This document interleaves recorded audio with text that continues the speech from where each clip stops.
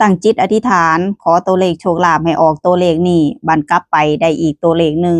จักสิเป็นจังใดเนาะค่ะพี่น้องงวดนี้เนาะค่ะพี่น้องก่อนอื่นก็ขออนุโมทนาสาธุเนาะค่ะในทุกๆบุญที่ได้เดินทางไปเฮ็ดมาขอให้ไปซอยหนุนดวงเปิดโชคเปิดลาภให้พี่น้อง FC พี่น้องเบิดสุขุสุขคนค่ะขอให้มากด้วยโชคลาภทุกท่านค่ะพี่น้องอนุโมทนาสาธุบุญอีกครั้งค่ะพี่น้องสาธุสาธุสาธุมื้อนี้ก็เดินทางมาเนาะค่ะวัดตะเคียนทองเนาะค่ะบารมีหลวงปู่กวนเนาะค่ะพี่น้องอาจจะเว้าติดเว้าขัดเว้าบ่ถือกะขอโทษขออภัยพี่น้อง FC พี่น้องเบิดสุขุสุคนเนาะค่ะมาด้วยแรงศรัทธามาด้วยคำบอกกล่าวของครูบาอาจารย์เนาะค่ะพี่น้องจังได้มาสถานที่แห่งนี้เนาะค่ะพี่น้องทุกสิ่งทุกอย่างที่ข้อยจะเว้าไปมันเป็นความเชื่อความศรัทธาส่วนบุคคลเด้อพี่น้องผู้ใดเชื่อก็เชื่อบ่เชื่อก็แล้วแต่เนาะค่ะพี่น้องชอบก็ติดตามบ่ชอบก็เลื่อนผ่านเนาะค่ะพี่น้องอันนี้เป็นความเชื่อความศรัทธาของข้อยล้วนๆเนาะค่ะพี่น้องเมื่อนั้นนั่งตั้งจิตอธิษฐานเนาะค่ะนั่งกรรมฐานเนาะค่ะครูบาอาจารย์บอกกล่าวว่าถ้าลูกหลานอยากได้โชคลาภอยากได้ปัจจัยไปสร้างบุญสร้างบารมีให้เดินทางไปหาหลวงปู่กวนเนาะค่ะวัดตะเคียนทองเนาะค่ะพี่น้องบังเอิญเนาะค่ะพี่น้องหลังจากที่ทำบุญแล้วนั่งกรรมฐานเจริญภาวนาแผ่เมตตาเนาะค่ะพี่น้อง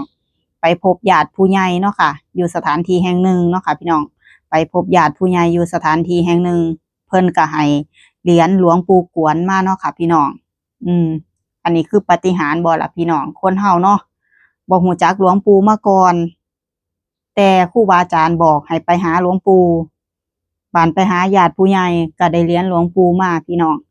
ก็ขอให้ตัวเลขที่ข้อยจะปล่อยวันที่17เนาะค่ะสำหรับพี่น้องที่ร่วมถวายผ้าไตร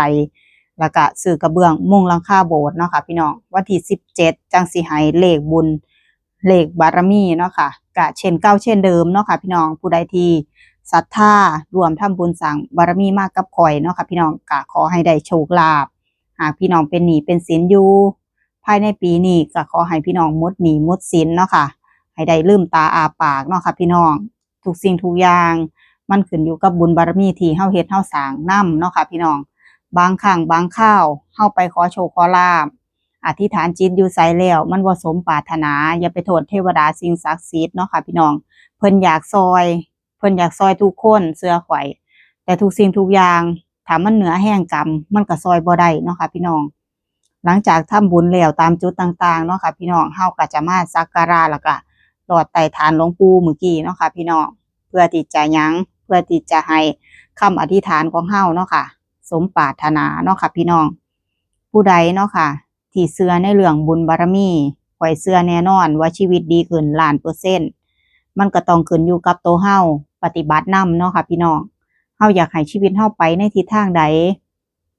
เฮาก็เฮ็ดแบบนั้นปฏิบัติแบบนั้นเนาะค่ะพี่น้องสิ่งที่ข่อยอยากให้พี่น้องเห็นนอกเหนือจากตัวเลขโชคลาภหรือว่าโชคลาภก็คือการทำบุญสร้างบารมีแล้วชีวิตมันเปลี่